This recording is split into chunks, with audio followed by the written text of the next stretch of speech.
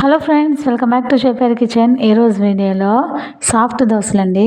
ఈ దోశల్ని నేను ఎటువంటి పిండిలు నానబెట్టుకోకుండా అప్పటికప్పుడు ఇన్స్టెంట్గా అయితే ప్రిపేర్ చేసుకున్నాను. అది కూడా మిగిలిపోయిన అన్నంతో అండి. అవును, రైస్తోనే ఈ సాఫ్ట్ దోశలు అయితే ప్రిపేర్ చేసుకున్నానండి.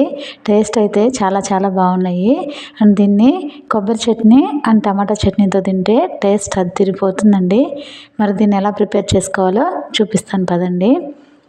ముందుగా ఒక మిక్సీ జార్ తీసుకొని మిగిలిపోయిన అన్నాన్ని ఇక్కడ 2 కప్పులు యాడ్ చేస్తున్నానండి.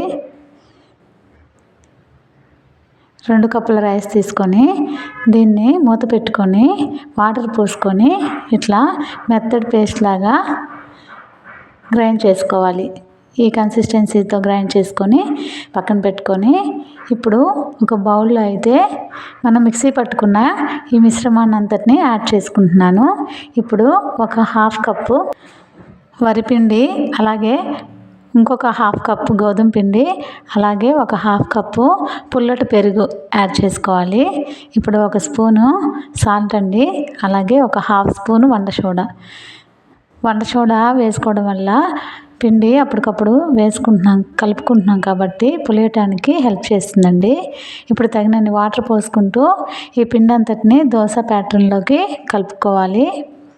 ఇలా కలుపుకోవడం కష్టం అనుకుంటే మీరు రైస్ని మిక్సీ బౌల్లో వేసుకున్నప్పుడే గోధుమ పిండిని అలాగే వరి పిండిని కూడా యాడ్ చేసుకొని వాటర్ పోసుకొని కొంచెం లూజ్ కన్సిస్టెన్సీతో మిక్సీ పట్టుకోవచ్చు. లేదంటే ఇలాగైనా దోశ ప్యాటర్న్లోకి ఇలా కలిపేసుకోవచ్చు.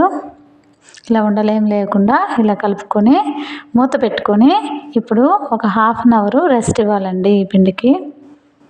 ఇప్పుడు 1/2 అవర్ తర్వాత ఇది కొంచెం ఉబ్బు ఉంటుంది.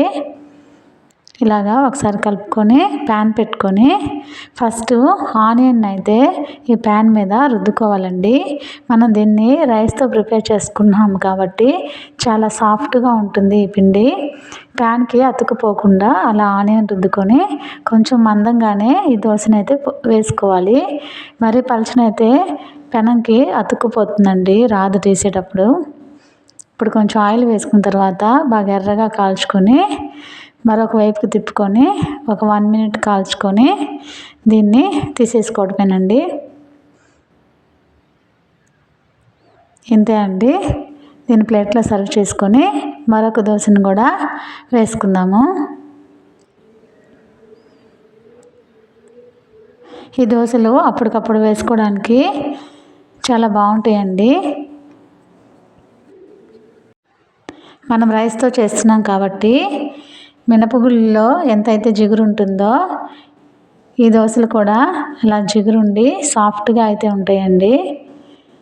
ఇప్పుడు అంతేనండి, ప్లేట్లో సర్వ్ చేసుకొని ఇక్కడ కొబ్బరి చట్నీ అలాగే టమాటా చట్నీతో సర్వ్ చేసుకుంటున్నాను. ఎర్లీ మార్నింగ్ జాబ్స్కి వెళ్ళేటప్పుడైనా, పిండిలు ఏమీ లేనప్పుడైనా, బ్యాచిలర్స్ అయినా ఇలాగా రైస్ మిగిలిపోయినప్పుడు ఇలాగైతే దోశలాగా ప్రిపేర్ చేసుకోండి.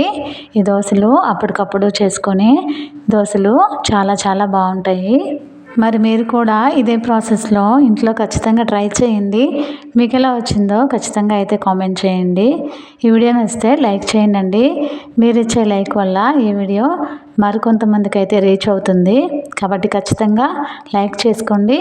మన ఛానల్ని సబ్స్క్రైబ్ చేసుకోకపోతే సబ్స్క్రైబ్ చేసుకొని సపోర్ట్ చేయండి. మళ్ళీ నెక్స్ట్ వీడియోలో కలుద్దాం. అంతవరకు బాయ్.